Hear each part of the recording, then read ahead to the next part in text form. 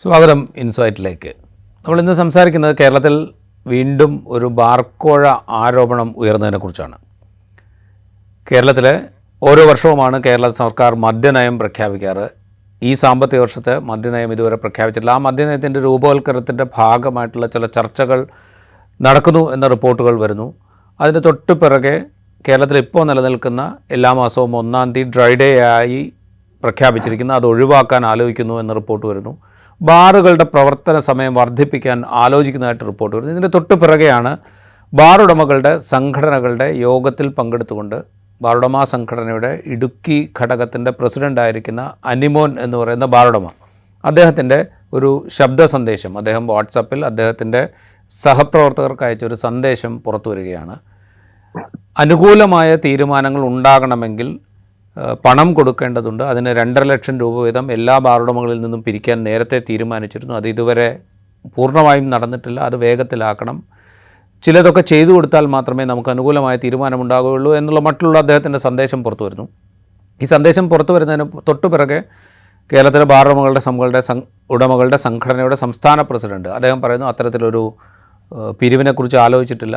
ഈ പിരിവ് നടക്കുന്നത് വേറൊരു കാര്യത്തിന് വേണ്ടിയിട്ട്. അങ്ങനെ പല വിധത്തിലുള്ള കാര്യങ്ങൾ പുറത്തേക്ക് വരുന്നു. എന്തായാലും ഈ പുതിയ മദ്യനയത്തിലെ നിർദ്ദേശങ്ങൾക്ക് പിറകിൽ, ആ നിർദ്ദേശങ്ങൾ രൂപവൽക്കരിക്കുന്നതിന് പിറകിൽ കോഴയുണ്ടോ എന്നുള്ള ആക്ഷേപം ഉയർന്നു വരികയാണ്. നമുക്കൊപ്പം ഉള്ളത് രാജ്യത്തെ തന്നെ ഏറ്റവും സീനിയർ ജേർണലിസ്റ്റുകളിൽ ഒരാളായ MG രാധാകൃഷ്ണനാണ്. സ്വാഗതം സാർ.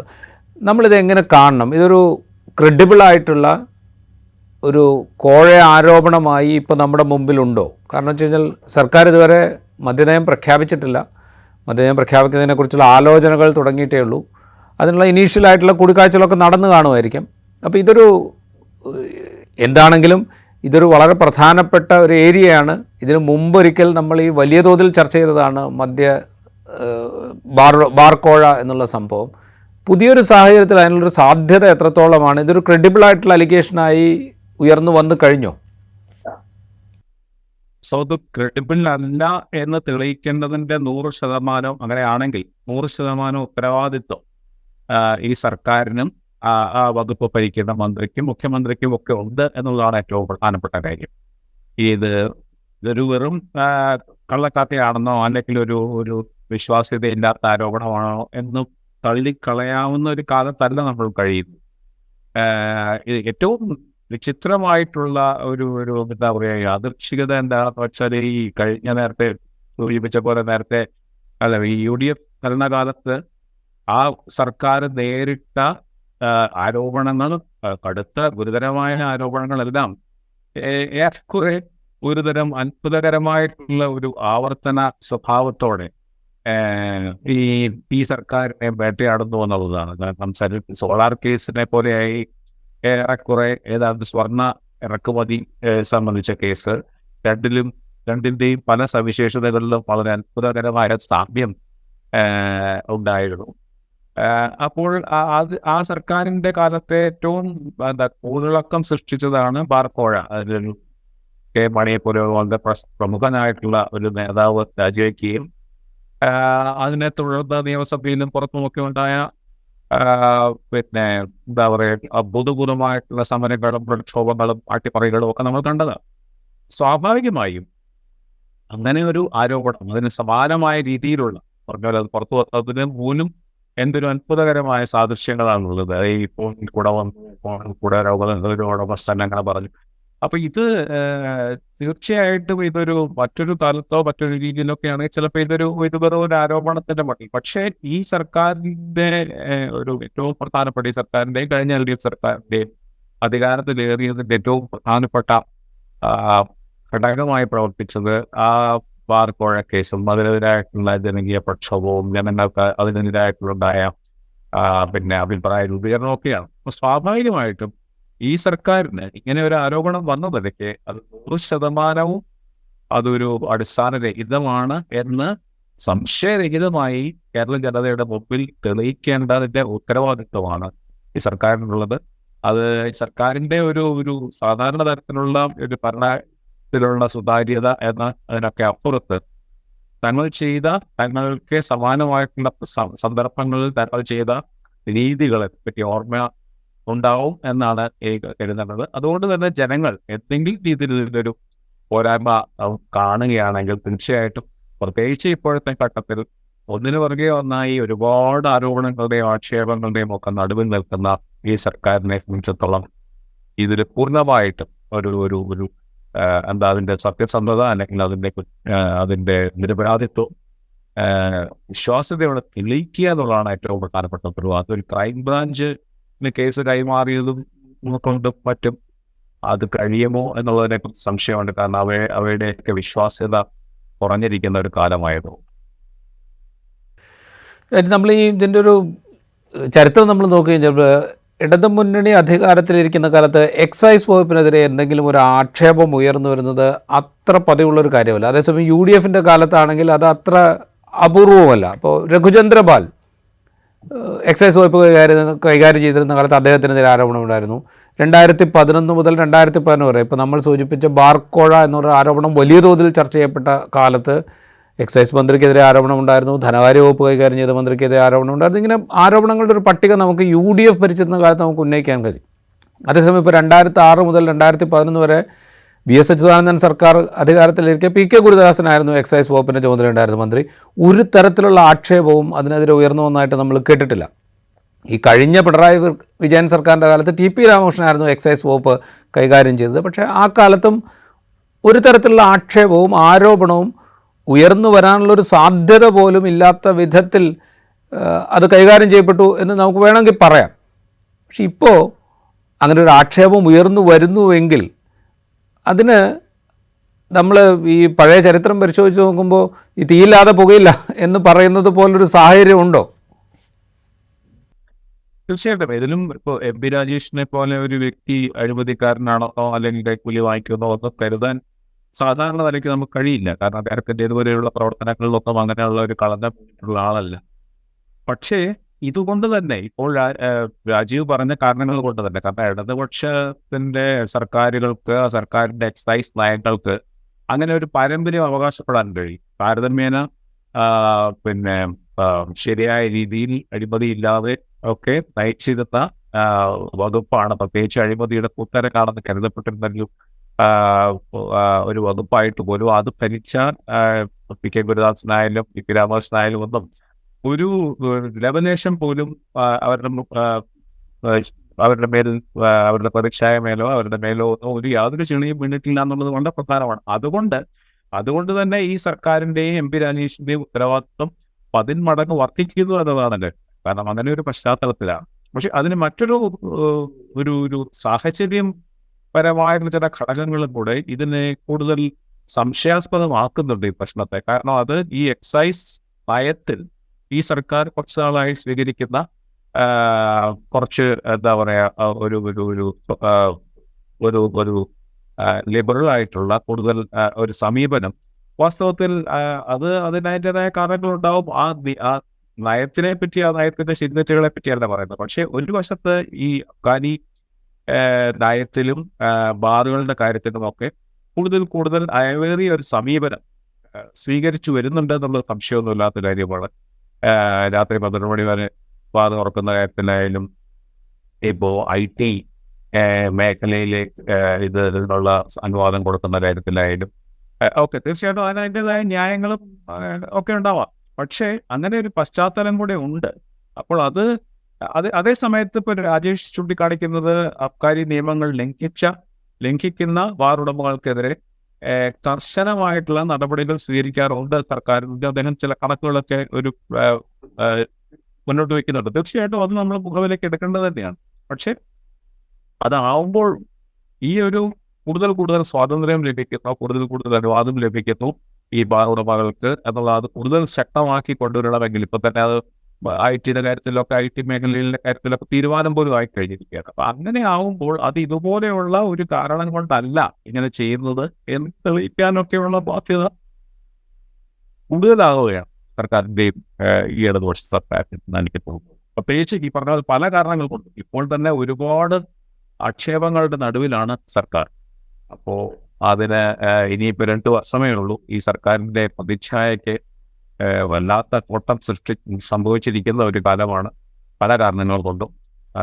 അപ്പോൾ ഇനി ഈ ഒരു ഇന്ത്യയിലെ ഏക ഇടതുപക്ഷ സർക്കാരാണ് വരാൻ പോകുന്നത്. 2025 പ്രാദേശിക തെരഞ്ഞെടുപ്പുകളാണ്. ഇത് കഴിഞ്ഞാൽ നിയമസഭാ തെരഞ്ഞെടുപ്പ്. അതുകൊണ്ട് ഈ സർക്കാർ ഇത് മാത്രമല്ല, മൊത്തം അതിനെ ഒരു ഒരു ഒരു എന്താ പറയുക, റീഇൻവെന്റ് ചെയ്യേണ്ടത്, അല്ലെങ്കിൽ അതിനെ ഒരു കൂടുതൽ ഭേദപ്പെട്ട രീതിയിലേക്ക് ജനങ്ങളുടെ മുമ്പിൽ അവതരിപ്പിക്കുകയും ജനങ്ങൾക്ക് പിന്നെ അതിനോടുള്ള ഒരു എതിർപ്പിന്റെ അപ്പുറത്ത് ഈ ഒരു നറേറ്റീവ്, ഒരു ബദലായിട്ടുള്ള പദ്ധതികൾ പ്രഖ്യാപിക്കുക, ബദലായിട്ടുള്ള ഒരു നറേറ്റീവ് രൂപീകരിക്കുക എന്നുള്ളതൊക്കെ സാധാരണ സർക്കാരുകൾ ചെയ്യുന്നതാണ്. ഇതൊന്നും ഇവിടെ കാണുന്നില്ല എന്നുള്ളതും വളരെ വിചിത്രമായിട്ടുള്ള ഒരു കാര്യം. ഇപ്പോൾ നമ്മൾ ഈ മദ്യനയത്തിൻ്റെ ഒരു കാര്യം എടുത്താൽ, ഇപ്പോൾ ബാറുകളുടെ എണ്ണം കേരളത്തിൽ പിണറായി വിജയൻ സർക്കാർ അധികാരത്തിലെത്തിയതിനു ശേഷം നേരത്തെ ഉണ്ടായതിൽ നിന്ന് ഏതാണ്ട് 250 എണ്ണം കൂടുതലായിട്ട് ബാറുകൾ അനുവദിച്ചതായിട്ട് കണക്കുണ്ട്. അതുപോലെ മറ്റ് പല ഇളവുകളെക്കുറിച്ചും ചിന്തിക്കുന്നതായിട്ടുള്ള റിപ്പോർട്ടുകൾ വരുന്നു. ഇപ്പോൾ ഡ്രൈ ഡേ ഒഴിവാക്കുന്നത്, അല്ലെങ്കിൽ ബാറുകളുടെ സമയദൈർഘ്യം നീട്ടിക്കൊടുക്കുന്നത്, IT പാർക്കുകളിൽ മദ്യം വിളമ്പുന്നതിനുള്ള ലൈസൻസ് നൽകുന്നതിന്, വിനോദസഞ്ചാര വേളകളിൽ, അതായത് വിനോദസഞ്ചാരികൾ കൂടുതലായി എത്തുന്ന സമയത്ത് 2 നക്ഷത്ര പദവിയുള്ള ഹോട്ടലുകളിൽ തൽക്കാലത്തേക്ക് ബിയർ അനുവദിക്കാനുള്ള അനുവാദം കൊടുക്കാൻ ആലോചിക്കുന്നു. ഇങ്ങനെ പലതരത്തിലുള്ള ഇളവുകളെക്കുറിച്ചുള്ള ആലോചനകൾ നടക്കുന്നതായിട്ടുള്ള റിപ്പോർട്ടുകൾ പുറത്തു വരുന്നുണ്ട്. അതായത് ഈ മേഖലയിൽ കുറേ ഇളവുകൾ അനുവദിക്കാൻ സർക്കാർ ആലോചിക്കുന്നു എന്ന തോന്നലുണ്ടാക്കുകയും അതിൽ ചിലതൊക്കെ അനുവദിക്കുകയും അതിന് പ്രത്യുപകാരമായിട്ട് ചില ഡീലുകൾ ഉണ്ടാവുകയും ചെയ്യുന്നു. ഇതിനൊക്കെയുള്ള സാധ്യത, ഇപ്പോൾ നമ്മളിത് ഒരു ക്രെഡിബിൾ അലിഗേഷനായിട്ട് വിശ്വസിച്ചില്ലെങ്കിൽ പോലും ഇതിനുള്ളൊരു സാധ്യത കേരളത്തിൽ നിലനിൽക്കുന്നു എന്നത് നമുക്ക് നിഷേധിക്കാൻ പറ്റില്ലല്ലോ. തീർച്ചയായിട്ടും അത് തന്നെയാണ് ഏറ്റവും പ്രധാനപ്പെട്ട പ്രശ്നം. ഈ വശത്ത് പറഞ്ഞ പോലെ ഈ ഒരു വശത്ത് നമ്മൾ കാണുന്ന ഈ പുതിയ ഇളവുകൾ, അതൊന്നും ആ ഇളവുകളുടെ ശരി തെറ്റുകളൊക്കെ തർക്ക വിഷയമാണ്. കാരണം അത് നമ്മളൊരു നമ്മളൊരു മെച്യൂറായിട്ടുള്ള സമൂഹമാണെന്നല്ലേ മദ്യപാന കാര്യത്തിൽ. പക്ഷേ അവിടെ ഈ പറഞ്ഞ പോലെ കുറച്ചുകൂടെ ഒരു ബാലൻസ്ഡ് ആയിട്ടുള്ള ഒരു നയം കൊണ്ടുവരുന്നു. അല്ലാതെ ഈ മദ്യം എന്ന് പറയുന്നത് പിന്നെ അതിനോടുള്ള ഒരു എന്താ പറയുക, ഒരു മതപരമായിട്ടുള്ള ഒരു നിലപാടല്ല. പക്ഷെ അങ്ങനെ ചെയ്യുമ്പോൾ, പ്രത്യേകിച്ച് ഇങ്ങനെ ഒരു ആരോപണം ഇവിടെ വന്ന സ്ഥിതിക്ക്, ഞങ്ങൾ ചെയ്യുന്നതിന്റെ ന്യായം, അതിലുള്ള ശരി, അതിൽ അഴിമതികളും മറ്റു രീതിയിലുള്ള കുഴപ്പങ്ങളും ഇല്ല എന്നൊക്കെ തെളിയിച്ചു കൊണ്ട് തന്നെ ചെയ്യണം. നേരത്തെ പറഞ്ഞ നടപടികളുണ്ട്. മാത്രമല്ല ലൈസൻസ് ഫീസ് വലിയ തോതിൽ വർദ്ധിപ്പിച്ചിട്ടുണ്ട്. ഈ ഒരു വശത്ത് നമ്മൾ ഇളവുകൾ എന്ന് പറയുമ്പോൾ മറുവശത്ത് ചില നിയമങ്ങളും മറ്റും കൂടുതൽ കർശനമാക്കിയിട്ടുമുണ്ട്. അത് ശരി തന്നെയാണ്. പക്ഷേ ജനങ്ങളുടെ മുമ്പിൽ ഏറ്റവും പ്രധാനമായിട്ട് വരുന്നത്, ഇപ്പോൾ രാജീവ് പറഞ്ഞ പോലെ, അത് 1-ാം തീയതി എത്രയോ കാലമായിട്ട് 1-ാം തീയതി ഡ്രൈഡേ ആയിട്ട് ഇവിടെ പിന്നെ നിലനിൽക്കുന്നതാണ്. ഈ കാര്യങ്ങളെല്ലാം നിലനിൽക്കുന്നതല്ല. അപ്പൊ ഇതൊക്കെ എടുത്ത് കളയുമ്പോൾ, പ്രത്യേകിച്ച് സർക്കാർ ഇങ്ങനെ ഒരു സാമ്പത്തിക ബുദ്ധിമുട്ടിന് നടുവിലാണ് എന്നുള്ള വിവരം വരുമ്പോൾ, മദ്യം അതിൻ്റെ ഒരു പ്രധാനപ്പെട്ട വരുമാന മാർഗമാണ് എന്നുള്ളത് വരുമ്പോൾ, ഇതെല്ലാം കാണിക്കുന്നത് കൂടുതൽ ഇളവുകളും കൂടുതൽ വരുമാന സർക്കാരിന് കൂടുതൽ ശരിയായ രീതിയിലായാലും അല്ലാതെയുള്ള വരുമാന മാർഗം എന്നുള്ള രീതിയും മദ്യത്തിനെ സമീപിക്കുന്ന കാര്യത്തിനായിട്ടും ഒക്കെ ഉണ്ട്.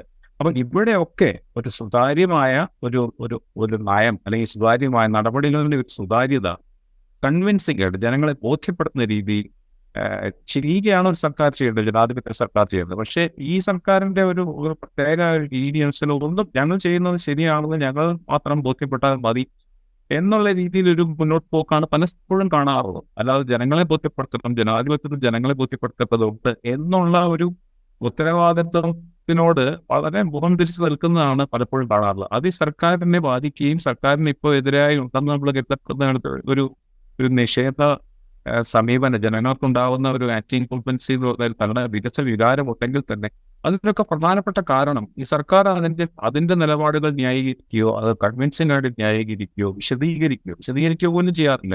ഈ വലിയ ആരോപണങ്ങൾ വരുമ്പോൾ പോലും ഈ സർക്കാരിന്റെ പ്രതിനിധികൾ ആരും, ഉത്തരവാദപ്പെട്ട പ്രതിനിധികൾ ആരും ഈ കാര്യങ്ങളൊന്നും ബോധ്യപ്പെടുത്തുന്ന രീതിയിലൊന്നും വിശദീകരിക്കാൻ പോലും തയ്യാറാകുന്നില്ല. അപ്പൊ ഇതൊക്കെ വാസ്തവത്തിൽ ഒരു ജനാധിപത്യത്തിന്റെ പ്രാഥമികമായിട്ടുള്ള പാഠങ്ങൾ അനുസരിച്ച് പോലും അംഗീകരിക്കാൻ ബുദ്ധിമുട്ടുള്ള കാര്യം. ഇത് പറയുമ്പോൾ ഇപ്പോൾ ധനവകുപ്പിൻ്റെ ശുപാർശ, ഇപ്പോൾ ഡ്രൈ ഡേ 12 ദിവസം വർഷത്തിലുണ്ട്, അതുകൂടെ ചേർത്ത് കഴിഞ്ഞാൽ കുറച്ചുകൂടെ വരുമാനം കിട്ടും. ബാറുകളുടെ സമയപരിധി, അതായത് ഇപ്പോൾ 11 മുതൽ രാവിലെ 11 മുതൽ രാത്രി 11 വരെയാണെങ്കിൽ അത് 1 മണിക്കൂറോ മറ്റോ കൂട്ടുകയാണെങ്കിൽ കൂടുതൽ വരുമാനം കിട്ടും. ഇതിൻ്റെ അടിസ്ഥാനത്തിലൊക്കെ IT പാർക്കുകളിൽ കൂടുതൽ പബ്ബുകളോ അല്ലെങ്കിൽ ബാറുകളോ ഒക്കെ തുടങ്ങുകയാണെങ്കിൽ അതുവഴി കൂടുതൽ വരുമാനം കിട്ടും എന്നുള്ളൊരു ആർഗ്യുമെൻ്റാണ് മുമ്പോട്ട് വയ്ക്കപ്പെടുന്നത്. അതായത് വരുമാനം എന്നുള്ളത് ഈ ഒരു ഏരിയയിൽ മാത്രം കോൺസെൻട്രേറ്റ് ചെയ്തുകൊണ്ട് ഉണ്ടാക്കുക എന്നുള്ളൊരു തോന്നലിലേക്ക് നമ്മുടെ ഭരണകൂടം എത്തിയിട്ടുണ്ട്. അതിൻ്റെ ബാക്കിയാണോ? വേറൊരു കാര്യമുള്ളത്, ഇപ്പോൾ ഡ്രൈ ഡേയുടെ കാര്യം വെച്ച് കഴിഞ്ഞാൽ 1-ാം തീയതി ഇത് തുടങ്ങുന്നൊരു സങ്കല്പം എന്ന് പറയുന്നത് എല്ലാവർക്കും ശമ്പളം കിട്ടുന്ന ദിവസം, അതുകൊണ്ട് ആ ദിവസം ബാറുകൾ അടച്ചിടുക എന്നുള്ളൊരു സങ്കല്പത്തിൻ്റെ അടിസ്ഥാനത്തിലാണ് തുടങ്ങുന്നത്. ഇപ്പോൾ എല്ലാവർക്കും 1-ാം തീയതി ശമ്പളം കിട്ടുന്നുണ്ടോ എന്ന് ചോദിച്ചാൽ ഇല്ല എന്ന് ഉറപ്പിച്ച് പറയാൻ പറ്റും. പക്ഷേ എങ്കിൽ പോലും ഒരു മാസത്തിൽ ഒരു ദിവസം ഡ്രൈ ഡേ ആയി നിൽക്കുന്നു എന്നുള്ളത് അത്രത്തോളം ആൽക്കഹോൾ കൺസംഷൻ കുറയാൻ സഹായിക്കുന്ന ഒരു ഘടകമാണ്. അപ്പോൾ അത് തുടരുക എന്നുള്ളതൊരു ജനങ്ങളുടെ ജീവിതത്തെക്കുറിച്ച്, അവരുടെ ആരോഗ്യത്തെക്കുറിച്ച്, അവരുടെ സാമൂഹ്യ ജീവിതത്തെക്കുറിച്ചൊക്കെ ബോധ്യമുള്ള ഒരു സർക്കാർ അതിന് മാറി ചിന്തിക്കാൻ ഈ ധനവകുപ്പിൻ്റെ ഞങ്ങൾക്ക് പണം കൂടുതൽ കിട്ടും എന്നുള്ള ഒറ്റ കാരണം കൊണ്ട് ഒരു സർക്കാരിന് അങ്ങനെ ചിന്തിക്കാമോ? തീർച്ചയായിട്ടും അതന്നെ വളരെ ഏറ്റവും വലിയ ഇതൊരു എളുപ്പ വഴികളിലേക്ക് പോകുന്നതിൻ്റെയാണ്. വളരെ എളുപ്പത്തിലുള്ള ഒരു പോംവഴി സാമ്പത്തിക ദുരിതത്തിന്. പുതിയ ആശയങ്ങളുടെ അഭാവം, പുതിയ വിഭവ സ്രോതസ്സുകൾ കണ്ടെത്തുന്നതിനുള്ള ആശയങ്ങളുടെ അഭാവം, അല്ലെങ്കിൽ അതിനുള്ള ഇച്ഛാശക്തിയുടെ അഭാവം, ഇതൊക്കെയാണ് നമ്മളെ ഈ പലപ്പോഴും എളുപ്പവഴികളിലേക്ക് പോകുന്നത്. ഈ കേരളത്തിലെ വളരെ എളുപ്പവഴി ഇതാണ്. മദ്യം ഒന്നെങ്കിൽ, അല്ലെങ്കിൽ പിന്നെ ലോട്ടറി, അതല്ലെങ്കിൽ പിന്നെ ഡീസലിൻ്റെയും പെട്രോളിൻ്റെയും ഉള്ള തീരുവയിൽ എന്താ പറയുക ഉന്നതമായിട്ട് തന്നെ ഉയർന്ന തലത്തിൽ തന്നെ അതിനെ നിലനിർത്തുക.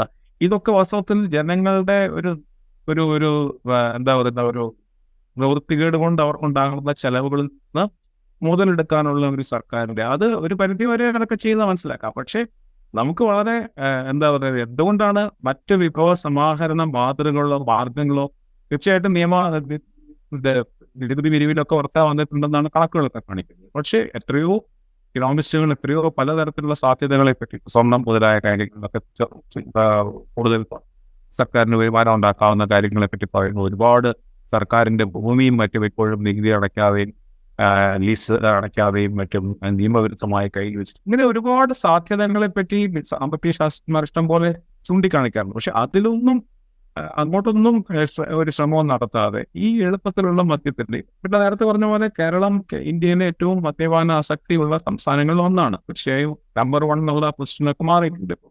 പക്ഷേ മദ്യപാന ഉണ്ട്. അതുകൊണ്ട് തന്നെ കേരളം ഏറ്റവും കൂടുതൽ മോർബിഡിറ്റി, രോഗാതുരതയുള്ള സംസ്ഥാനമാണ് ഇന്ത്യയിൽ തന്നെ. ഈ ഒരേ സമയത്ത് ഒരു പൊതുജനാരോഗ്യ രംഗത്ത് നല്ല നേട്ടങ്ങൾ വന്നപ്പോഴും രോഗാതുരതയുടെ കാര്യത്തിൽ വർഷങ്ങളായി തന്നെ കേരളം മുമ്പിലാണ്. നമ്മളുടെ മുമ്പിൽ നമ്മൾ ചുറ്റിനും കാണുന്നതാണ് മയക്കുമരുന്നിന്റെയും മദ്യാസക്തിയുടെയും ഒക്കെ ദുരന്ത ഫലങ്ങൾ. ഈ സർക്കാർ തന്നെ കഴിഞ്ഞ വർഷം മറ്റോ ഈ മയക്കുമരുന്നിനെതിരെയും മറ്റും വലിയൊരു പ്രഖ്യാപനം നടത്തിയിരുന്നതാണ്. അപ്പൊ ഇങ്ങനെയൊക്കെ ആകുമ്പോൾ സാമ്പത്തികമായിട്ടും സദാചാരപരമായിട്ടും എല്ലാം വളരെ സംശയാസ്പദമായിട്ടുള്ള ചില രീതികളിൽ സർക്കാർ പോകുന്നത് ഈ സർക്കാരിന് നല്ല പ്രതിച്ഛായ അല്ല നൽകുന്നതെന്നുള്ളതിനെ പറ്റി ഒരു സംശയമില്ല. ഇത് പറയുമ്പോഴേ ഇതിപ്പോൾ കേരളത്തിൽ ഇത് ബാർക്കോഴ ആരോപണമായിട്ട് ചർച്ച ചെയ്യപ്പെടുന്നു. ഒരുപക്ഷേ ഈ ക്രൈംബ്രാഞ്ച് അന്വേഷണം, നേരത്തെ തന്നെ വിജിലൻസ് അന്വേഷണം തുടങ്ങിയിട്ടുണ്ട് എന്ന് പറയുന്നത് ഇത്തരം അന്വേഷണങ്ങളൊക്കെ നടന്നേക്കാം. പക്ഷേ ഇതിന് വേറൊരു ദേശീയ സാഹചര്യമായിട്ട് താരതമ്യം ചെയ്താൽ വേറൊരു പ്ലെയിൻ കൂടിയുണ്ട്. കാരണം ഇപ്പോൾ ഡൽഹി സർക്കാർ ഒരു മദ്യനയം ആവിഷ്കരിക്കുകയും അത് പിന്നീട് ഒഴിവാക്കുകയും ചെയ്തു. അതിൽ വലിയ ആരോപണം ഉയർന്നപ്പോൾ ഒഴിവാക്കുകയും ചെയ്തു. ആ ആരോപണത്തിൻ്റെ തുടർച്ചയിലാണ് അവിടെ മനീഷ് സിസോദിയ 1 വർഷത്തിലധികമായിട്ട് ജയിലിൽ കിടക്കുന്നത്, അരവിന്ദ് കെജ്രിവാളിനെ അറസ്റ്റ് ചെയ്യുന്നത്, ആം ആദ്മി പാർട്ടിയെ തന്നെ ഈ കോഴക്കേസിൽ ആരോപണ വിധേയ സ്ഥാനത്തേക്ക് കൊണ്ടുവരുന്നത്, ഇതൊക്കെ നടക്കുന്നത് അവിടെയാണ്. അപ്പോൾ ഇതൊരു എന്താ പറയുക, ഈ ആരോപണത്തിനപ്പുറത്തുള്ളൊരു തലവേദന സംസ്ഥാന സർക്കാരിനും ആ സർക്കാരിന് നേതൃത്വം നൽകുന്ന മുന്നണിയുടെ ഏറ്റവും പ്രധാനപ്പെട്ട പാർട്ടിയായ CPM-നും നൽകുന്നുണ്ടാവുമോ? അതൊരു വലിയൊരു രാഷ്ട്രീയമായിട്ടുള്ള അതിന് വില കൊടുക്കേണ്ടി വരും എന്ന് മനസ്സിലാക്കുന്നില്ല എന്നുള്ളതാണ് ഈ സർക്കാരിന്റെ ഏറ്റവും പ്രധാനപ്പെട്ട ദൗർബല്യം എന്നാണ് തോന്നുന്നത്. തീർച്ചയായിട്ടും അവിടെ ഇപ്പോൾ രാഷ്ട്രീയ ലക്ഷ്യം എന്തായാലും അത് കേന്ദ്ര ഗവൺമെന്റിന്റെ BJP സർക്കാരിന്റെ കേജ്രിവാൾ വിരോധമായി അത് പ്രധാനപ്പെട്ട പങ്ക് വഹിച്ചിരിക്കും. പക്ഷേ ആ സംശയങ്ങളുടെ നിഴലിലാണ് ഇപ്പോഴും ആ ലിക്കർ പോളിസിയുടെ കാര്യത്തിലായാലും കോടതി ആ കേസിൽ സ്വീകരിക്കുന്ന നിലപാടുകളുടെ കാര്യത്തിലായാലും അപ്പോൾ തീർച്ചയായിട്ടും ജനങ്ങൾ ഇത് തമ്മിൽ യാതൊരു വ്യത്യാസവുമില്ല ഈ രാഷ്ട്രീയ പാർട്ടികൾ എന്നുള്ള രീതിയിലേക്ക്. കാരണം ഈ പറഞ്ഞ കേരളത്തിൽ പറഞ്ഞ പോലെ ഒരു ഒരു ഒരു പിന്നെ സോളാർ കേസിന്റെ ആയാലും ഈ ബാർക്കോഴ കേസായാലും നിങ്ങൾ സർക്കാരിൽ വരുമ്പോഴേക്കും വരുന്ന ഈ ഒരേപോലെ എന്റെ ചിന്തിക്കുന്നത് ഒരേപോലെ അത് അക്ഷരാർത്ഥത്തിന് ഒരുപോലെ ആവുന്നു എന്നുള്ളത് കാണുമ്പോൾ ജനങ്ങൾ സ്വാഭാവികമായിട്ടും മാറി ചിന്തിക്കുകയും അത് ജനാധിപത്യ വിരുദ്ധമായിട്ടുള്ള വഴികളിലേക്ക് ആലോചിക്കുകയും ഒരുപക്ഷെ മറ്റു കൂടുതൽ അപകടകരമായ ചില ഓപ്ഷനുകളിലേക്ക് പൊളിറ്റിക്കൽ ഓപ്ഷനുകളിലേക്ക് പോവുകയൊക്കെ ചെയ്ത് അത്ഭുതപ്പെടാനില്ല. അതുകൊണ്ടൊക്കെ തന്നെയാണ് പറയുന്നത് ഈ സർക്കാരിന്റെ ഏറ്റവും പ്രധാനപ്പെട്ട ഉത്തരവാദിത്വമാണ് ഇത്. ഈ അഗ്നിപരീക്ഷ നടത്തി തന്നെ അത് പുറത്തു വന്ന് ഈ സർക്കാർ തന്നെ കൺവിൻസിങ് ആയിട്ടുള്ള രീതിയിലേക്ക് അതിന്റെ നിരപരാധിത്വം തെളിയിക്കുക എന്നുള്ളത് ഈ സർക്കാരിന്റെ ആവശ്യം മാത്രമല്ല, ജനാധിപത്യത്തിന്റെ തന്നെ നിലനിൽപ്പിന് കേരളത്തിൽ രാഷ്ട്രീയ കക്ഷികളുടെ വിശ്വാസ്യത നിലനിർത്താൻ ഇന്നൊക്കെ വലിയ അത്യാവശ്യമാണെന്നാണ് എൻ്റെ വിശ്വാസം. ഇതിനോടൊപ്പം ചേർത്ത് ചോദിക്കേണ്ട ഒരു കാര്യം എന്ന് വെച്ച് കഴിഞ്ഞാൽ മദ്യവർജനമാണ് LDFിൻ്റെ നയം, മദ്യനിരോധനമല്ല എന്ന് ആവർത്തിക്കാറുണ്ട് LDFിൻ്റെയും CPMൻ്റെയും ഒക്കെ നേതാക്കൾ. മദ്യവർജനം അതിനു വേണ്ടിയിട്ടുള്ള പ്രചാരണങ്ങൾ നടത്തുന്നു, അതിന് സർക്കാർ ഒരുപാട് സ്കീമുകളുണ്ട്, അതിനൊക്കെ ബജറ്റിൽ പണം നീക്കി വെച്ചിട്ടുണ്ട് എന്നൊക്കെ വിശദീകരിക്കാറുണ്ട്. ഈ വിശദീകരണത്തിനപ്പുറത്ത് നമ്മളുടെ ഒരു യഥാർത്ഥ ജീവിതത്തിൽ അല്ലെങ്കിൽ യഥാർത്ഥത്തിൽ നടക്കുന്നത് നമ്മൾ പരിശോധിച്ച് കഴിഞ്ഞാൽ ഈ മദ്യമേഖലയെ ഒരു അതിര് കടന്ന് സഹായിക്കുക അല്ലെങ്കിൽ അവർക്ക് കൂടുതൽ സൗകര്യങ്ങൾ അനുവദിച്ചു കൊടുക്കുക എന്നുള്ളൊരു നയം ഈ LDF സർക്കാർ പിന്തുടരുന്നുണ്ട്. ഒരുപക്ഷെ നേരത്തെ പറഞ്ഞ ഈ ഖജനാവിലേക്ക് കൂടുതൽ പണം നികുതി ഇനത്തിൽ വരിക എന്നുള്ള ഒരു താല്പര്യത്തിൻ്റെ പുറത്തായിരിക്കാം, പക്ഷേ എങ്കിൽ പോലും അത്തരമൊരു ഉദാരവൽക്കരണം ഈ മേഖലയിൽ LDF സർക്കാർ തുടരുന്നുണ്ടോ എന്ന് തന്നെയാണ് തോന്നുന്നത്. കാരണം അതിൻ്റെതായ ഒരു കാരണങ്ങൾ നേരത്തെ പറഞ്ഞ പോലെ സാമ്പത്തികമായിട്ടുള്ള ആവശ്യങ്ങളായിരിക്കും. പക്ഷെ ഒരു സർക്കാരിന് ഒരു ധാർമ്മികതയുടെ ഒരു വശം കൂടെ വളരെ പ്രധാനപ്പെട്ട കാര്യമാണ്. ജനങ്ങൾ തീർച്ചയായിട്ടും അതുകൂടെ കണക്കിലെടുക്കാതിരിക്കില്ല. അത് എന്തൊക്കെ സാമ്പത്തികമായ ന്യായങ്ങൾ ഉണ്ടെങ്കിലും ഈ മദ്യം എന്ന് പറയുന്നതിനോട് ഈ പഴയ തരത്തിലുള്ള ഒരു മൊറാലിറ്റി ഇഷ്യൂ ആയിട്ട് കാണുക എന്നുള്ളത് അല്ല പറയുന്നത്. പക്ഷെ അതേ സമയത്ത് ഈ കേരളം ഇങ്ങനെ ഇതിന്റെ ആരോഗ്യപരമായിട്ടും ജനങ്ങളുടെ ഇപ്പൊ സ്ത്രീകൾക്കെതിരായിട്ടുള്ള ആക്രമണങ്ങളുടെ നമുക്കറിയാം വളരെ ഇതൊരു വ്യാപകം. അതിന്റെ പ്രധാനപ്പെട്ട കാരണങ്ങളിൽ ഒന്ന് ഈ അമിതമായിട്ടുള്ള മദ്യം ഇതിന്റെ ലഭ്യത തന്നെയാണെന്ന് തന്നെ സംശയമില്ല. അപ്പോൾ ഒരു വശത്ത് ഇങ്ങനെയുള്ള നമ്മളൊരു ഹ്യൂമൻ ഡെവലപ്പ് ഒരു മനുഷ്യ വിഭവശേഷി വികസിച്ച ഒരു സമൂഹത്തിന് കൂടുതൽ ഉത്തരവാദിത്വപൂർണ്ണമായിട്ടുള്ള വിവേചനപൂർണ്ണമായിട്ടുള്ള ഒരു നിലപാട് ഈ കാര്യത്തിലൊക്കെ വേണം. അത് സർക്കാരിന്റെ കാര്യത്തിൽ സർക്കാരിന് സാമ്പത്തികമായിട്ടുള്ള സാധ്യത ആവശ്യങ്ങൾക്കപ്പുറത്ത് ഒരു ഗുഡ് ഗവേണൻസിന്റെ ഭാഗമായിട്ട് ഇങ്ങനത്തെ കാര്യങ്ങൾ ശ്രദ്ധിക്കേണ്ടതുണ്ട്. ഇപ്പൊ കേരളത്തിന്റെ ഇതൊരു അപകടകരമായ രീതിയിലാണ് പോകുന്നതെന്നുള്ളത് ആരോഗ്യ വിദഗ്ധന്മാർ, സാമ്പത്തിക ചിന്തകന്മാർ, സ്ത്രീപക്ഷ ചിന്തകർ ഇവരെല്ലാവരും ആവർത്തിച്ച് ചൂണ്ടിക്കാണിച്ചിട്ടുള്ളതാണ് ഈ അപകടത്തിൽ. നമുക്ക് പിന്നെ നമ്മുടെ കൺമുമ്പിൽ തന്നെ നമുക്ക് ചുറ്റും പരിസരം അനുഭവ തലത്തിൽ തന്നെ നമ്മൾ കാണുന്നതുമാണ്. അപ്പൊ ഇങ്ങനെയൊക്കെ ഉള്ളപ്പോൾ സർക്കാർ എന്തുകൊണ്ട് ഈ കാര്യ കാര്യങ്ങളിൽ കൃത്യമായ നിലപാട് സ്വീകരിക്കുന്നില്ല? അതിനൊപ്പം അഴിമതിയുടെയും കൂടെ പറയുകയാണെങ്കിൽ ഈ സർക്കാരിന് അത് ഒട്ടും പോഷണമെന്നതാണ് ഒരു കാര്യം കൂടി. ഇപ്പോൾ ഈ സാമ്പത്തിക ട്രഷറിയിലേക്ക് കൂടുതൽ വരുമാനം വരിക, സംസ്ഥാന സർക്കാരിൻ്റെ സാമ്പത്തിക സ്ഥിതി കുറച്ചുകൂടെ മെച്ചപ്പെടുത്തുക എന്നുള്ള ഉദ്ദേശത്തിൽ ഇതിന് കൂടുതൽ ഉദാരവൽക്കരിക്കുന്നു അല്ലെങ്കിൽ കൂടുതൽ അവസരങ്ങൾ തുറന്നു കൊടുക്കുന്നു എന്നുള്ളത് ഒരു പരിധിയിൽ വരെ നമ്മൾ സ്വീകരിക്കാമെന്ന് വയ്ക്കുക. ഇപ്പോഴത്തെ ഒരു കൊളാറ്ററൽ ഡാമേജ് ഉണ്ടല്ലോ. കാരണം വെച്ച് കഴിഞ്ഞാൽ ഇതുകൊണ്ടുണ്ടാക്കുന്ന ആരോഗ്യ പ്രശ്നങ്ങൾ അത് പരിഹരിക്കുന്നതിന് വേണ്ടി സർക്കാർ സംവിധാനങ്ങളിലൂടെ ചെലവഴിക്കുന്ന പണം അതും ഇതുമായിട്ടുള്ളൊരു താരതമ്യം, ഇതൊക്കെ സർക്കാരിൻ്റെ ഉത്തരവാദിത്തമല്ലേ? ഇതൊക്കെ താരതമ്യം ചെയ്യുക, അതിനനുസരിച്ചാണോ ഇത് ചെയ്യുന്നത് എന്നുള്ളതിനെക്കുറിച്ചുള്ള ഒരു ആലോചന ഉണ്ടാവുക. അതെ, വാസ്തവത്തിൽ അങ്ങനെയുള്ള പഠനങ്ങൾ തന്നെ നടന്നിട്ടുണ്ട്. നമുക്കിപ്പോ ഈ കേരളത്തിന്റെ ഈ ആരോഗ്യ പ്രശ്നങ്ങളുടെ നമുക്കറിയാമല്ലോ, ഒരു കോവിഡ് വന്നു കഴിഞ്ഞപ്പോഴേക്കും നമ്മുടെ എല്ലാ പദ്ധതികളും നമ്മളുടെ ഏറ്റവും വലിയ എന്താ പറയുക പ്ലാനുകളും ചിതറിപ്പോയി പോയത് നമുക്കറിയാമല്ലോ. അപ്പോൾ ഒരു ആരോഗ്യപരമായിട്ടുള്ള ഒരു ആരോഗ്യ ഉള്ള ഒരു സമൂഹം എന്ന് പറയുന്നത് നമ്മുടെ സമൂഹത്തിന്റെയും നമ്മുടെ സംസ്ഥാനത്തിന്റെയും ഒക്കെ നിലനിൽപ്പിന് ഏറ്റവും അത്യന്താപേക്ഷിതമായിട്ടുള്ള കാര്യമാണ്. അപ്പൊ ഇത് ഈ കേരളത്തിലെ ഈ തരത്തിലുള്ള മദ്യപാനാസക്തിയുടെ അപകടങ്ങളെ കുറിച്ച് വളരെ കൃത്യമായ പഠനങ്ങൾ നടത്തിയിട്ടുണ്ട്. ഈ പറഞ്ഞ പോലെ നേരത്തെ രാജീവ് പറഞ്ഞ പോലെ തന്നെ സാമ്പത്തികമായിട്ടുള്ള അതിന്റെ ക്രൈസിസ് തന്നെ. കാരണം എത്രയധികം ജനങ്ങൾ ഈ രോഗികളാവുന്നതിന്റെയും അതിനുണ്ടാകുന്ന കുടുംബങ്ങളുടെ ഭീകരമായിട്ടുള്ള കടബാധ്യതകളിലേക്കും അതിൻ്റെ പിന്നെ ആത്മഹത്യ പോലെയുള്ള സംഗതികളിലേക്കും ഒക്കെ സമൂഹത്തിൽ ഉണ്ടാകും. നമ്മുടെ കേരള സമൂഹത്തിന്റെ ഏറ്റവും ഏറ്റവും മോശമായ ഭാഗങ്ങൾക്കൊക്കെ ഈ ഒരു വളരെ പ്രധാനപ്പെട്ട ഒരു ഘടകമാണ് ഈ അമിതമായിട്ടുള്ള മദ്യത്തിന്റെ ലഭ്യത എന്നുള്ളത് എല്ലാവർക്കും അറിയാവുന്നതാണ്. അപ്പോൾ ഈ ഗവൺമെന്റ്, പ്രത്യേകിച്ച് ഗവൺമെന്റ് ഇതൊരു നേരത്തെ പറഞ്ഞ സാമ്പത്തിക കാഴ്ചപ്പാട് നോക്കിയാൽ പോലും ഇതൊരു ഹ്രസ്വകാലത്തേക്ക് ചിലപ്പോൾ ഒരുപക്ഷെ പെട്ടെന്ന് സർക്കാരിന് വരുമാനം ഉണ്ടാക്കാം. പക്ഷേ ലോങ് ടേം ആയിട്ട് ഇപ്പൊ രാജീവ് പറഞ്ഞ പോലെ അത് കേരളത്തിന്റെ ആരോഗ്യ പരിപാലന വ്യവസ്ഥയിൽ അത് വലിയ ഭാരം കയറ്റി വെക്കുകയാണ് കൂടുതൽ. അപ്പൊ വീണ്ടും നമ്മളിപ്പോ സ്വയം നമ്മൾ ഒഴിച്ച കുഴിയിലേക്ക് ഇറങ്ങുന്ന പോലെയാണ് ഈ കാര്യങ്ങൾ. ഇവിടെയൊക്കെ എല്ലാ ആംഗിളിലും വാസ്തവത്തിൽ ഒരു പുനരാലോചന ഈ വിഷയത്തിൽ ചെയ്യേണ്ടതാണ് എന്ന എനിക്കൊരു സംശയം. റൈറ്റ്. ബാർക്കോഴ എന്ന പുതിയ ആരോപണം കഴിഞ്ഞ UDF സർക്കാരിൻ്റെ കാലത്തുണ്ടായ ആരോപണം ഇപ്പോൾ LDF സർക്കാരിൻ്റെ കാലത്ത് രണ്ടാമതൊരു ആരോപണം ഉയർന്നു വരുമ്പോൾ ഇതൊരു കോഴ ആരോപണം എന്നുള്ള നിലയ്ക്ക് അതിൻ്റെ നിലനിൽപ്പ് എത്രത്തോളം എന്ന് പരിശോധിക്കുന്നതിനേക്കാൾ ഉപരി ഇത്തരം നയങ്ങളെക്കുറിച്ചുള്ള ആലോചനകൾ ഉണ്ടാവുന്നത്, ആ ആലോചനകൾക്ക് പിന്നിൽ ഇത്തരം സമ്മർദ്ദങ്ങളുണ്ടോ, ഇത്തരം പണമിടപാടുകളുണ്ടോ എന്നുള്ള പരിശോധന നടക്കേണ്ടത്. ഒപ്പം ഉദാരവൽക്കരണം സാമ്പത്തിക നേട്ടത്തിന് വേണ്ടി എന്ന് പറയുമ്പോൾ അതുണ്ടാക്കുന്ന നഷ്ടം എത്ര എന്നുള്ള പരിശോധനകളിലേക്ക് ഉത്തരവാദിത്തപ്പെട്ട ഒരു ഗവൺമെൻറ് കടക്കേണ്ടത്. ഇതേക്കുറിച്ചൊക്കെ കൂടുതൽ ആലോചനകളും ചിന്തകളും ഉണ്ടാകേണ്ടിയിരിക്കുന്നു. ആ ചിന്തകളിലേക്ക് കൂടിയാണ് ഈ പുതിയ ബാർക്കോഴ ആരോപണം നമ്മളെ നടത്തേണ്ടത് എന്ന് തോന്നുന്നു. ഇൻസൈറ്റിൻ്റെ ഈ എപ്പിസോഡ് ഇവിടെ പൂർത്തിയാവുന്നു. മറ്റൊരു എപ്പിസോഡുമായി വീണ്ടും കാണാം.